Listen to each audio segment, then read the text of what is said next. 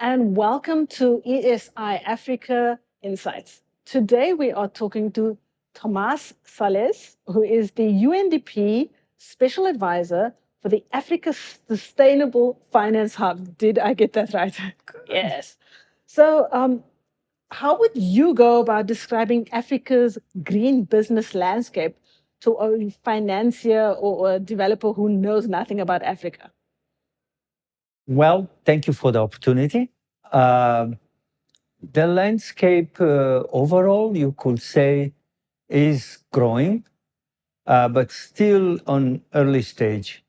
You put it this way, the world is transition too.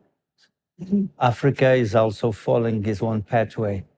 But what is unique is that Africa has a strategic, I would say even a natural advantage. Because Africa is not invested in the old ways and fossil fuel economy. And Africa has this unique demographic situation where the majority of the population are the youth.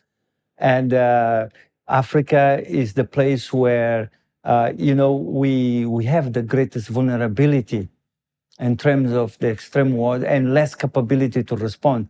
The combination of these factors makes it a very strategic place to look and from where you can look for opportunities to invest and do your business.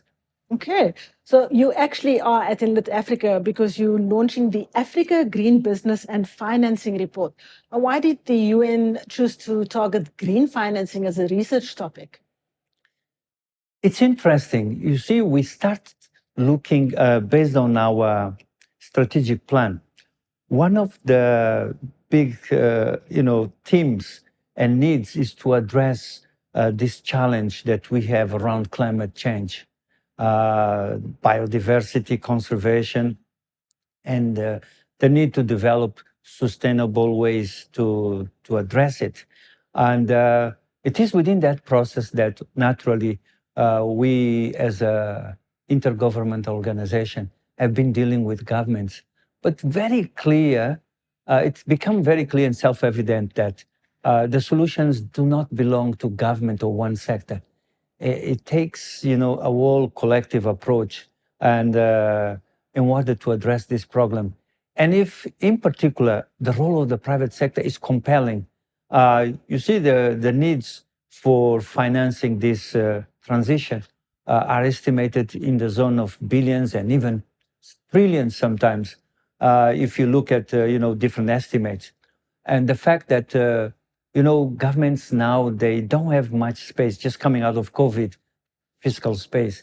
And we need to look for alternative opportunities and players. And the private sector plays and potentially can play a really critical role.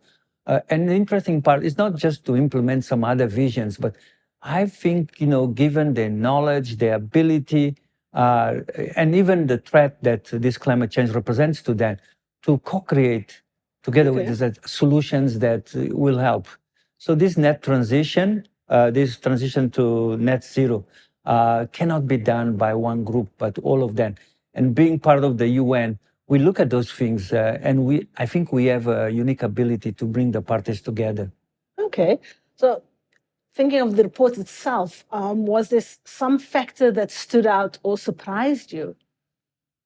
Yes, in doing the report, as I mentioned before, we do realize that despite the fact that Africa might be not in a position of strength and have all the resources, naturally we see the evolution and the role of different types of business.